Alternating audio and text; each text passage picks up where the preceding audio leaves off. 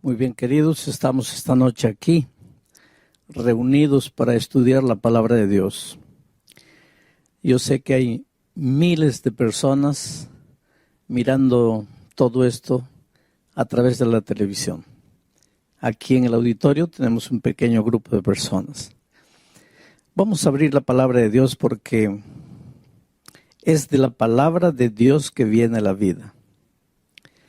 La Biblia dice que cuando no había cielos ni tierra, por la palabra de Dios fueron creados los cielos y la tierra. Miren el poder creador de la palabra de Dios. Cuando Jesucristo estuvo en esta tierra, encontró a un paralítico y le dijo: levántate, toma tu lecho y anda. Y el poder de la palabra de Dios es tan grande que ese paralítico que hace 38 años no andaba, se levantó y empezó a caminar. En otra ocasión el Señor Jesucristo encontró a un cadáver que hace 4 días ya estaba muerto. Ya olía mal, ya estaba en estado de descomposición. Y ahí vino la palabra de Dios: Lázaro, levántate, sal. Y por el poder de la palabra de Dios, ese cadáver que ya estaba en estado de putrefacción se levantó y salió. Nadie puede dudar del poder transformador de la palabra de Dios. Claro, si cuando no había nada vino todo a existencia por la palabra de Dios, pues habiendo un paralítico o un cadáver, claro que Dios podía hacer maravillas. Y Dios sigue haciendo maravillas hoy en la vida de las personas. Es por eso que Carolina esta noche entra al tanque del bautismo. Carolina tiene una vida de busca, caminó durante años buscando. Sabes que en el fondo del corazón humano hay un vacío que nunca podrá ser llenado, porque todos nosotros fuimos creados por Dios. Salimos de las manos de Dios. Y si salimos de las manos de Dios, pues nunca seremos completos hasta devolvernos a Dios. A Carolina le llevó mucho tiempo llegar a la conclusión de que sin Dios nunca sería completa. Es el Señor Jesucristo que da sentido a la vida. Y esta noche Carolina entra al tanque del bautismo para declarar su amor por Jesucristo y su deseo de vivir al lado de Jesús el resto de su vida.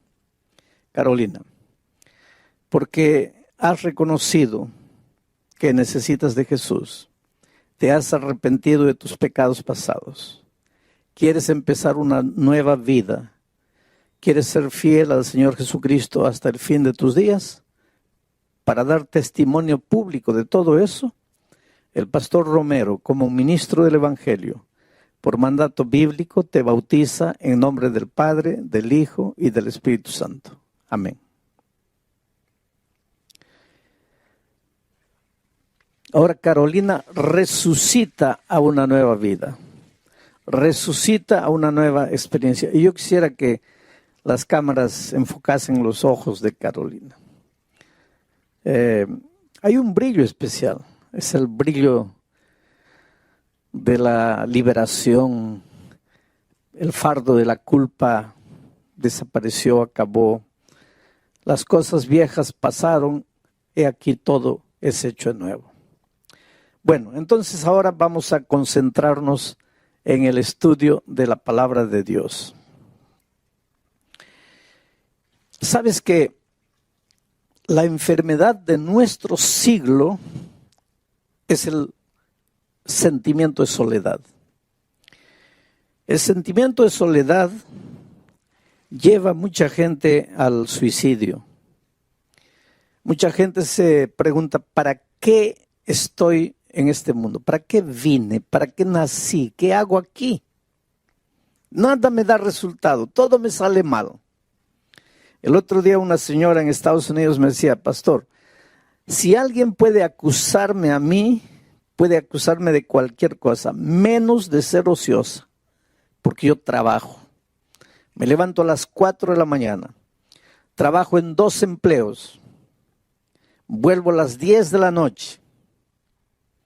Y ella junta aproximadamente por año en los Estados Unidos $70,000. Inclusive para ese país es un buen sueldo. Pero ella dice, pastor, parece que yo cargo una maldición en mi vida. Porque el dinero se va de mis manos como la arena, como el agua. No me alcanza para nada, vivo endeudada.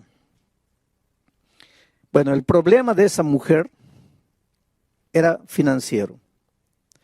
Pero yo creo que esta noche aquí, si tú me estás mirando por la televisión, entre las miles de personas, hay personas que están pasando por el valle del dolor, de la muerte, del sufrimiento, de la aflicción, problemas en el matrimonio, problemas con los hijos, problemas en el empleo, problemas existenciales que son los peores porque no puedes identificar. Cuando tienes un problema financiero, por lo menos sabes el origen, sabes la raíz. Cuando tienes un problema familiar, puedes identificar a la persona con la cual tienes ese problema familiar. Pero los problemas existenciales son los problemas del alma. Tú sabes, tú sientes, tú tienes ganas de llorar, pero no puedes identificar por qué. Hay gente que dice, pastor, yo me acuesto en la noche en la cama, me revuelco en la cama, de un lado para otro, quiero dormir, no puedo. Siento que me falta algo, que le debo a algo, que le hice mal a alguien, y yo soy consciente de que no le hice mal a nadie. Entonces, ¿por qué me siento así? Pues esos son los problemas existenciales, problemas del alma. La culpa existencial, culpa de haber nacido. ¿Pero por qué si no le hice mal a nadie? Pero es que la culpa existencial no tiene origen. Hay gente que en este mundo se pregunta, ¿dónde está Dios? ¿Dónde está Dios? En medio de las dificultades, en medio de los problemas, la gran pregunta es, ¿dónde está Dios? Y yo siempre digo, querido, cuando el dolor toca la puerta de tu corazón, jamás te preguntes, ¿dónde está Dios? Pregúntate, ¿dónde estás tú? Porque Dios está en el mismo lugar. No es Dios que deja al hombre, es el ser humano que deja a Dios. Si en este momento estás con la vida destruida, estás sufriendo, no sabes qué hacer, no creas que Dios te abandonó. Y esta semana, justamente esta semana, voy a tratar temas del santuario. Hay mucha gente que no entiende lo que es el santuario, y cuando yo menciono ya la palabra santuario, muchos pueden estar ya prevenidos. Ese asunto debe ser difícil de entender. No. El tema del santuario es uno de los más bellos temas. Yo diría, el tema del santuario es una declaración de amor de Dios a la humanidad. Y voy a leer el primer texto, solo para que tengas una idea de lo que estoy diciendo. Éxodo capítulo 25, versículo 8. Dice así: y me harán un santuario y yo habitaré en medio de ellos. Me harán un santuario y yo habitaré en medio de ellos. ¿Cuándo dijo Dios esto? Sabes, para que la Biblia tenga sentido, hay que preguntarse, ¿cuándo dijo Dios?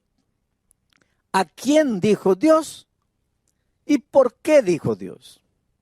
Siempre que leas un versículo de la Biblia, esas son preguntas claves para que entiendas el mensaje para ti. ¿Cuándo lo dijo? ¿A quién lo dijo? ¿Por qué lo dijo? Bueno, ¿qué dice Dios aquí?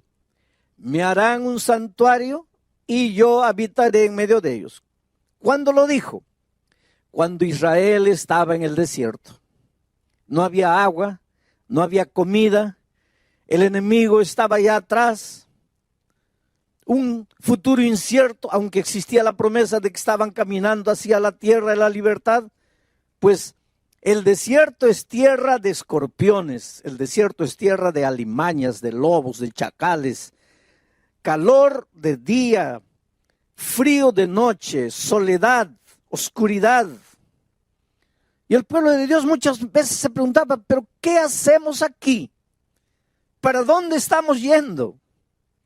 Y ustedes saben que muchas veces los israelitas se quejaron con Moisés y le dijeron, mejor no nos hubiera sacado. Mejor nos hubieras dejado morir allá. Porque allá, aunque éramos esclavos, por lo menos teníamos que comer a la hora exacta. Aunque nos maltrataban, por lo menos sabíamos dónde íbamos a dormir. Pero aquí en el desierto caminamos y nunca llegamos. Y en esas circunstancias es que Dios se presenta a Moisés y le dice: dile al pueblo que me edifiquen un santuario y yo prometo que voy a habitar en ellos, en medio de ellos. Aquí está el primer pensamiento del santuario. Dios no se aleja del ser humano. El ser humano se aleja de Dios. Dios no abandona al hombre o a la mujer. Somos los hombres y las mujeres que nos alejamos de Dios y abandonamos a Dios. ¿Qué es pecado? Para entender lo que estoy diciendo hasta aquí, hay que entender lo que es la palabra pecado. Mucha gente piensa que pecado es robar, matar, adulterar. Esos son actos pecaminosos. Esas son conductas pecaminosas. Pero el pecado es más que eso. Antes de matar, el pecado es otra cosa. Antes de robar, el pecado es otra cosa. Antes de transgredir la ley, el pecado es otra cosa. Para entender qué es pecado, habría que entender qué es justicia, porque el pecado es lo opuesto de la justicia. Hay dos conceptos opuestos: pecado y justicia. La justicia y el pecado no pueden convivir juntos. Pablo dice: ¿qué comunión hay entre la justicia y la injusticia? Y la injusticia es el pecado. ¿Qué comunión hay entre la luz y las tinieblas? Cristo es la luz, el pecado, las tinieblas. ¿Qué comunión hay entre Cristo y Satanás? Entonces, ¿qué cosa es pecado? Pecado, antes de matar, es alejarse de Dios, separarse de Dios, abandonar a Dios, dejar a Dios. Básicamente eso es el pecado.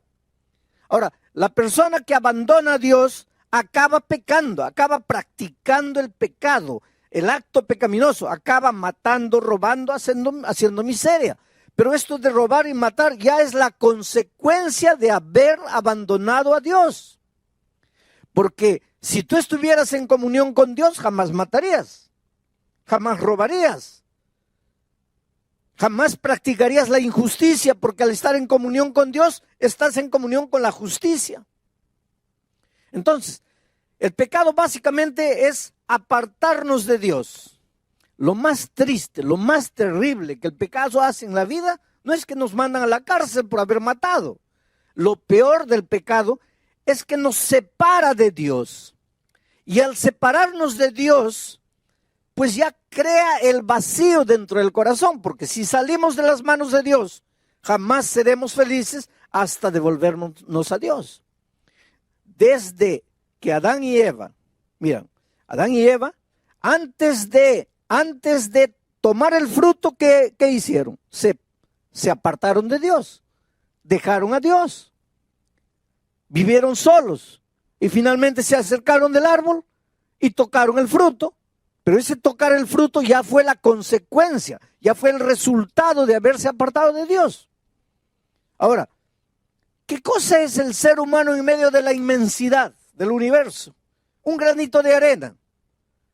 Adán y Eva pecaron. Dios no podría haber dicho, pues pecaron. ¿Y qué son esos dos en medio de la infinidad del universo? Pues se apartaron por su propia voluntad, pues que reciban la consecuencia de lo que hicieron. Yo tengo tantos hijos en el mundo, millones y millones de hijos, yo puedo crear otros mundos. Dios podría habernos abandonado, pero no lo hizo. El Señor llegó al jardín buscando, llamando, y su pregunta fue: Adán, ¿dónde estás? ¿Y dónde estaba Adán? Escondido entre los árboles. Y desde ahí, la historia de la humanidad ha sido la misma. Dios corriendo atrás del ser humano, el ser humano corriendo de Dios, Dios buscando al ser humano, el ser humano escondiéndose. En el Edén se escondieron entre los árboles.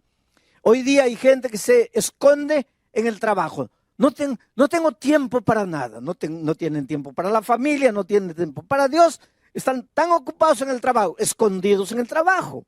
Hay gente que está escondida en medio de los vicios. Hay gente que está escondida en medio de los placeres. El ser humano inventa árboles hoy para esconderse. Y la historia es la misma. Dios buscando, el hombre corriendo. Dios buscando, el hombre escondiéndose. Por eso es una incoherencia cuando después de apartarnos de Dios nos metemos en problemas, sufrimos, nos hacemos sangrar y ahí preguntamos, ¿dónde está Dios? ¿Cómo que dónde está Dios? Dios está donde siempre estuvo. Él nunca nos dejó. Nosotros es que nos fuimos. Y cuando el pueblo de Israel estaba en el desierto, pues Dios llega y dice así, háganme un santuario, constrúyame un templo y yo voy a habitar en medio de ellos. El santuario expresa el deseo que Dios tiene de vivir al lado de sus hijos, de vivir en medio de sus hijos, de estar presente en medio de sus hijos. Ahora mucha gente se pregunta, pero y antes de estar en el santuario, porque ahora Dios está en su santo templo, pero y antes de estar en el santuario, ¿dónde vivía Dios? Hay mucha gente, ¿sabes? Porque nosotros, por la palabra de Dios, sabemos que el santuario que Israel construyó en esta tierra era una reproducción del santuario del cielo.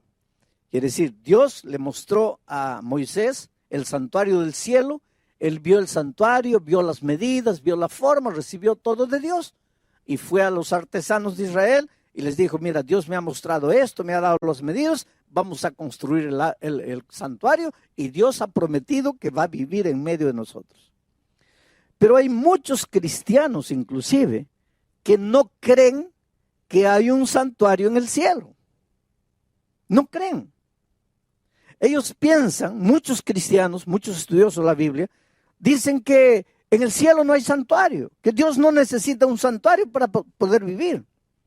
Y realmente Dios no necesita un santuario para poder vivir, porque Dios es Dios. ¿Por qué existe el santuario en el cielo? Y después voy a explicar por qué existe el santuario en la tierra.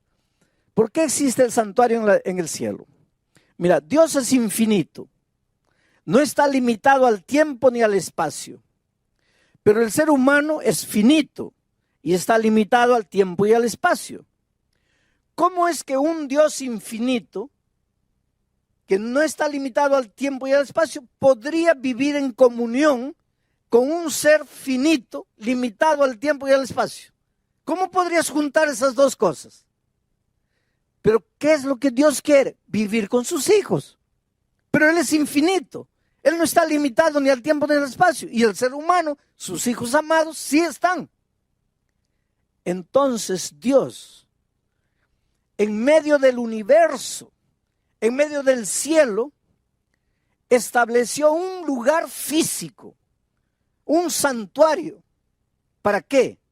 El santuario es el punto donde el Dios infinito, que no está amarrado ni al tiempo ni al espacio, se junta con la criatura finita, amarrada al tiempo y al espacio. Es el punto del encuentro entre Dios y la criatura, ni siquiera el ser humano, porque nosotros estamos en la tierra. Estoy hablando de las criaturas angelicales. El punto en que ambos se encuentran es el santuario celestial. Y la Biblia tiene textos y más textos probando. Por ejemplo, si tú lees el libro, la epístola a los Hebreos, no hay cómo negar que haya un santuario en los cielos. ¿Por qué existe el santuario? Porque Dios quiere vivir en medio de sus criaturas. ¿Y en esta tierra por qué?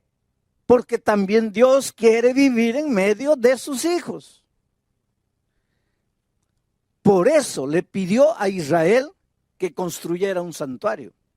Ahora, durante esta semana vamos a ver cómo a través del tema del santuario, Dios nos muestra la realidad de nuestra vida.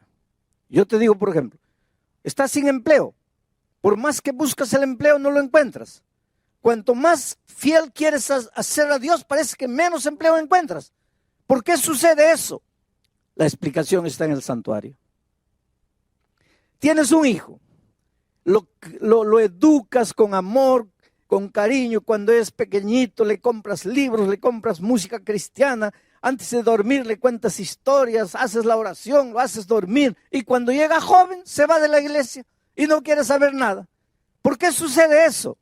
La respuesta está en el santuario. Estás lleno de deudas, como esa señora de Estados Unidos. Gano 70,000, pero no me alcanzan para nada. ¿Por qué el dinero no te alcanza? La respuesta está en el santuario. Y ahora tú te puedes quedar medio curioso, pero pastor, la respuesta para todo está en el santuario. Sí. Y Pablo dice que nosotros solo podemos entender las cosas que no se ven a través de las cosas que se ven. Y como nosotros no podemos entender los misterios del universo, porque en el universo hay misterios, dice Pablo en Efesios que nosotros vivimos en permanente lucha y que nuestra lucha no es contra carne y sangre, sino contra principados, contra fuerzas espirituales en las regiones celestes. Y esa lucha es espiritual y es misteriosa, no la entendemos. El dolor que tú estás viviendo, el cáncer que llegó a tu vida, la incomprensión de tu familia, el divorcio que llegó, todo eso ya es resultado de esa lucha cósmica, de esa lucha misteriosa que no entendemos. Y la explicación para todo eso está en el santuario. Oh, querido, hay una cosa. Dios te ama, te ama, te ama, con un amor que tú nunca vas a entender. En este momento tal vez tú me estás mirando por el internet allá, triste, solo, derrotado, y te preguntas, ¿qué pasa con mi vida? Yo quisiera que tú entiendas que Dios te ama, te ama, te ama. Sabes que en todos estos años de mi ministerio, que no son pocos, uno de los temas más difíciles para mí, una de las cosas más difíciles de hacer entender al ser humano, ha sido hacerle entender el amor de Dios. ¿Y sabes por qué? Porque tú, cuando piensas en el amor de Dios, tú piensas en el amor de Dios, pero relacionado con el único tipo de amor que tú conoces, que es tu propio amor. Cuando piensas en el amor de Dios, ¿qué referencia tienes para amor? Tu amor. Pero tu amor humano, por más bonito que te parezca, es amor humano. Es un amor manchado de egoísmo. El otro día una señora decía, no, pastor, mi amor no está manchado de egoísmo. Yo realmente amo de verdad a mi esposa. No, tú dices eso. Tú dices, yo amo a mi esposa, yo daría la vida por mi esposa. Yo, si ella está enferma de riñón, me sacaría un riñón para darle a ella. Ella es mi vida, ella es todo para mí. Y si un día descubres que esa esposa te está traicionando con otro hombre, ¿a dónde se va tu amor? ¿Qué pasó con tu amor? Es que nosotros los seres humanos amamos al que nos ama. Amamos si podemos recibir algo en cambio. Amamos al que retribuye nuestro amor. Pero Dios no. Dios cuando ama, Él no espera nada. Simplemente ama. Nosotros cuando amamos, esperamos algo. Y por eso que una señora un día me dice, pastor, yo aguanté a mi marido 30 años, el tipo yendo con una mujer, con otra mujer, emborrachando, lo aguanté 30 años, pero mi amor se acabó. Pues el amor humano se acaba, pero el amor de Dios no se acaba. Por eso yo siempre digo, si eres malo, Dios te ama. Si eres bueno, Dios te ama. Si aceptas a Jesús, Dios te ama. Y si no lo aceptas, también te ama. Pero ¿cómo puede ser eso? Es que la Biblia dice que Dios es amor. Nunca te atrevas a decir, Dios se va a cansar de amarte. ¿Cómo se va a cansar de amarte? El día que Dios se canse de amarte, se cansará de ser Dios. Porque Dios es amor. Y si el amor si Dios es eterno, pues el amor es eterno. Entonces tú puedes pensar así, entonces ya estoy tranquilo porque Dios me va a salvar. No vamos a confundir las cosas. Que Dios te ame es una cosa, que te vas a salvar es otra cosa. El amor de Dios no te va a servir de nada si tú no lo aceptas. La salvación es aceptar. Y hay mucha gente que le gusta, que Dios me ama, qué bonito, pastor, usted predica lindo porque me hace sentir amado por Dios. Pero ¿de qué te sirve eso? El asunto no es que tú te sientas amado por Dios, el asunto es que tú te apoderes del amor de Dios. Ahora, estás debiendo $10,000 y no tienes cómo pagar, y yo agarro la chequera y te firmo un cheque de $10,000. ¿Tu problema está resuelto o no? ¿Está resuelto o no? No, porque para que tu problema esté resuelto, primero, tienes que recibir el cheque. Segundo, tienes que ir al banco. Tercero, tienes que recoger el dinero. Cuarto, tienes que pagar tu deuda. Entonces, no es porque yo te muestro el cheque que tú ya estás con tu problema resuelto. Entonces, el amor de Cristo es igualito. Dios te ama, claro que te ama. El amor de Dios nunca se va a acabar, nunca se va a acabar. Pero ¿de qué te sirve el amor de Dios si no te apoderas? Por eso que tienes que abrir el corazón a Dios. Y el tema del santuario es la más bella expresión del amor de Dios. A lo largo de esta semana vamos a ver cómo en cada corderito que moría estaba escrito el amor de Dios. En cada utensilio del santuario estaba escrito el amor de Dios. En la ceremonia de expiación estaba escrito el amor de Dios. En el día de la expiación y el juicio que Israel sufría estaba escrito el amor de Dios. A veces te preguntas, ¿cuándo va a terminar el pecado? ¿Cuándo Cristo va a volver? Ya estoy cansado de vivir en este mundo.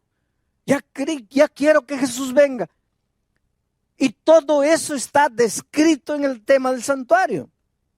No me voy a detener tanto en la teología del tema del santuario, pero voy a traer las ideas principales para aplicarlas a tu vida, para que tú entiendas cómo Dios te ama. Querido, en este momento yo quiero contarte una historia.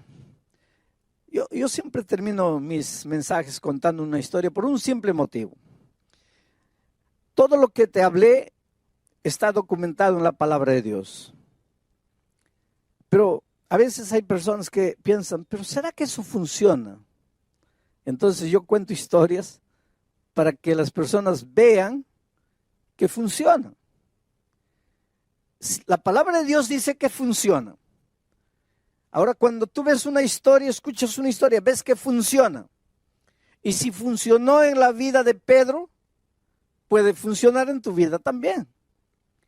Pero para eso tienes que apoderarte del amor de Dios. A lo largo de mi vida he encontrado personas con la vida destruida, acabada. Los hogares sufren mucho, ¿sabes? Y sufren mucho por un simple motivo.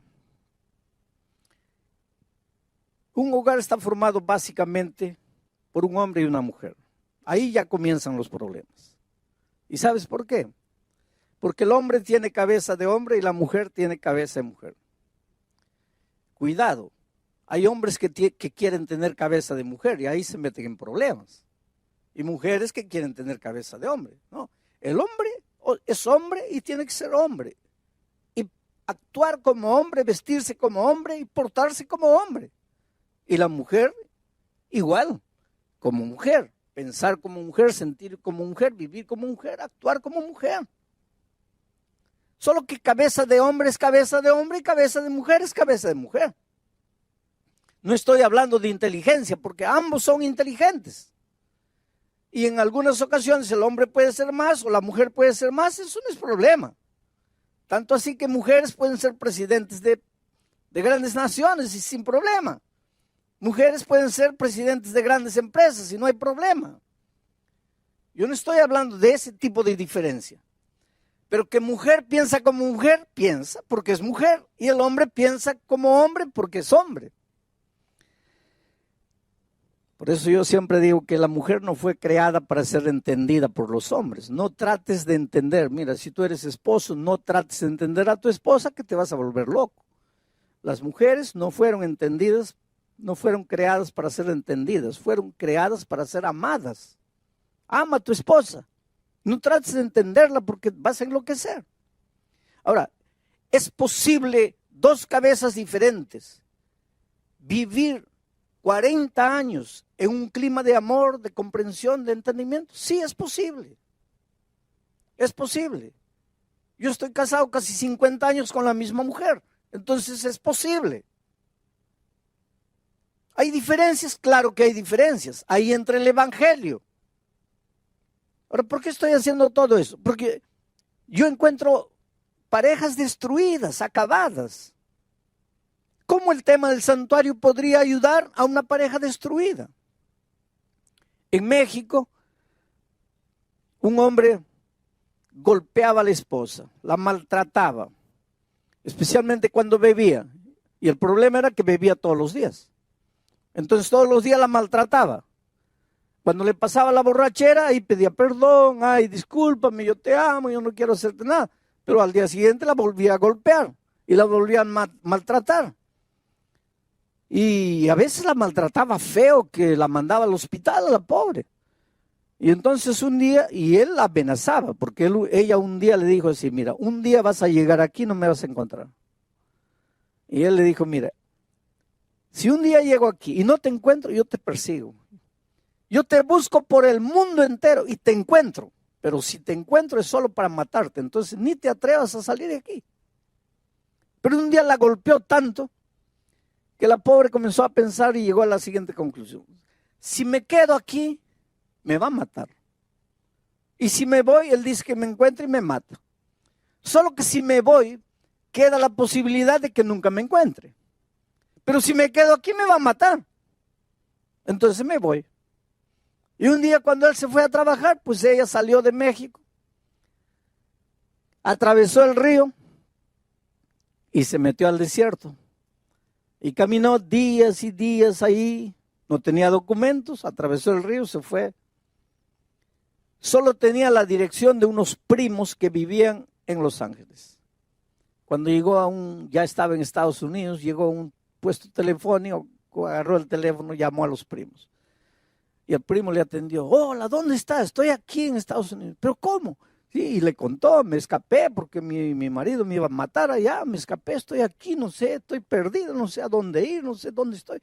Pero ¿dónde está más o menos? Dame la indicación. Y el primo fue, la encontró y la llevó para casa.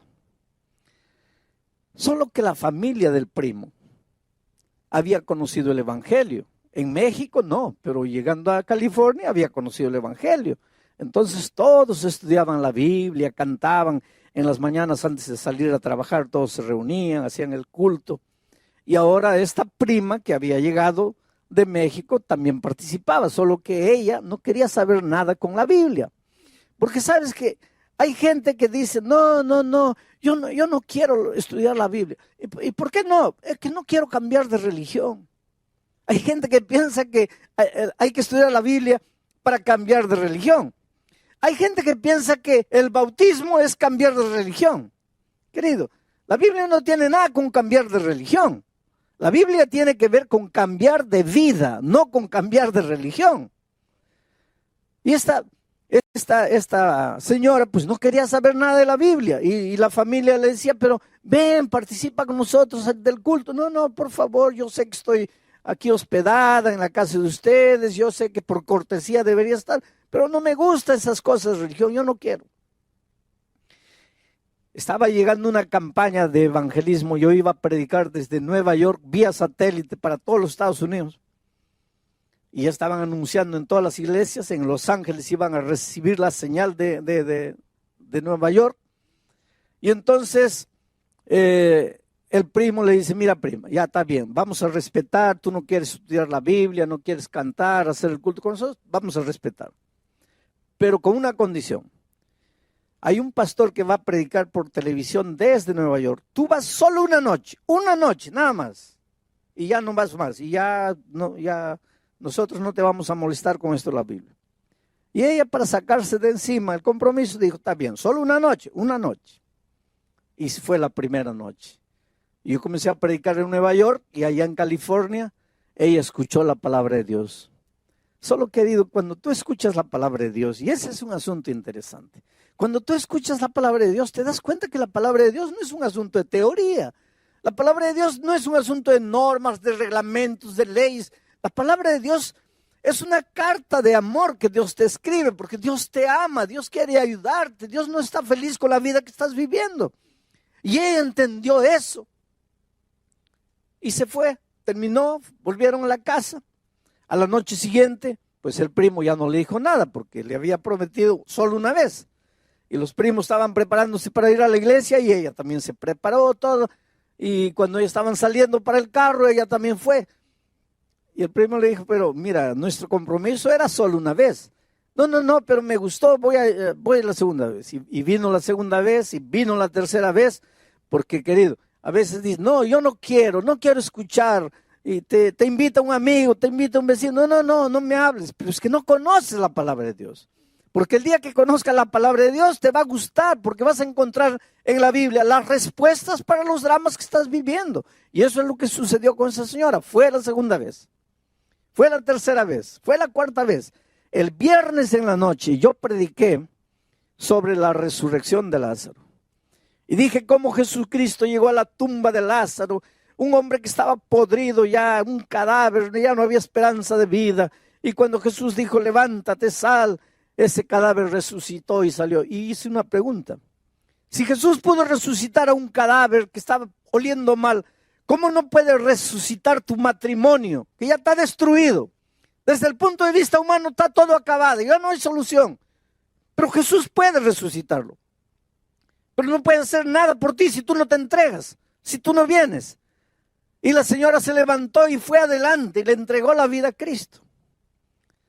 Y mucha gente vino, mucha gente vino adelante. Ella estaba ya delante de la pantalla, porque yo estaba predicando en Nueva York, ella estaba en Los Ángeles. Estaba ahí delante de la pantalla, llorosa, entregándose al Señor Jesucristo. Y de repente siente que alguien le agarra el brazo. Y mira, le agarra fuerte. Y cuando da la vuelta, era el esposo. Y el esposo le había dicho, si te escapas, yo te encuentro en cualquier rincón del mundo, pero solo para matarte. Ahí él entró en pánico, me va a matar aquí. Solo que el esposo estaba con lágrimas en los ojos y le estaba apretando fuerte, y cuando vio el miedo en el rostro del esposo, le dijo, ay, disculpa, no te voy a hacer nada. Yo también me estoy entregando a Jesús. ¿Cómo entregando a Jesús? Ahora te voy a contar la segunda parte de la historia. Cuando él llegó a la casa y la esposa no estaba, pues comenzó a buscarla por todo México y nada. No había, buscó con los amigos, con los parientes, nada.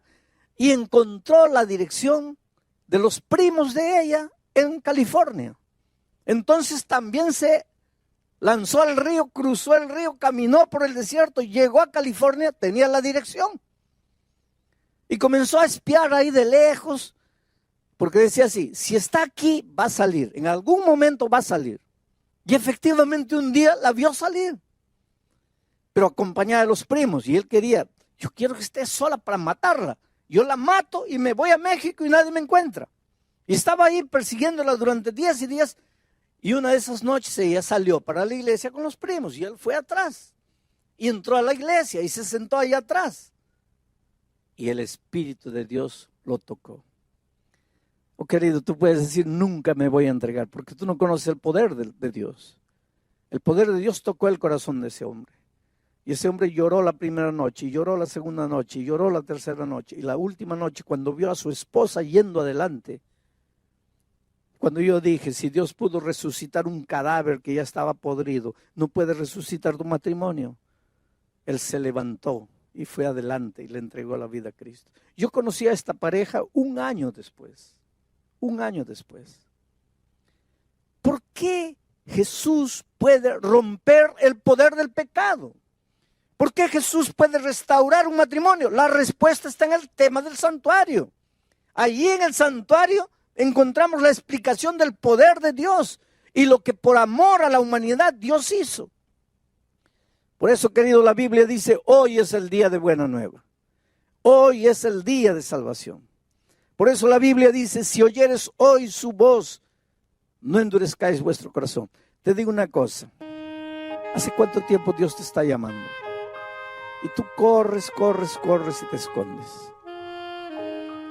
A veces la vida te golpea, te quedas en un rincón de la vida por ahí, sin saber qué hacer. Te preguntas dónde está Dios, por qué las cosas no funcionan en mi vida. Dios está a tu lado, tú no lo ves. Quiere intervenir en tu vida, quiere entrar, cambiar tu carácter, cambiar por completo tu vida. Pero Dios te creó con libertad. Jamás va a entrar en tu corazón por la fuerza. Por eso en Apocalipsis dice, he aquí, yo estoy a la puerta y llamo. Si me abres, entro. Pero si no me abres, ¿y hace cuánto tiempo Dios te está llamando? ¿Hace cuánto tiempo Dios te está diciendo, hijo, ven? Las propias circunstancias adversas de la vida son la voz de Dios diciéndote, hijo, ya sufriste, ya caminaste solo, ya luchaste solo, ya está en el momento de entregarte. Hoy es el día de buena nueva, hoy es el día de salvación. Y es por eso que te voy a hacer una invitación. Esta invitación no es para los miembros bautizados de la iglesia, porque los miembros bautizados de la iglesia un día ya se levantaron, ya fueron adelante. Yo voy a suplicar que tú te levantes y vengas adelante, o que tú expreses tu deseo de entregar el corazón a Jesús. Sabes, querido, a veces Dios permite que la vida te dé un golpe. Cuando el dolor llega a tu vida, jamás te preguntes o jamás pienses que Dios te está haciendo sufrir. De Dios no nace nada que te trae dolor.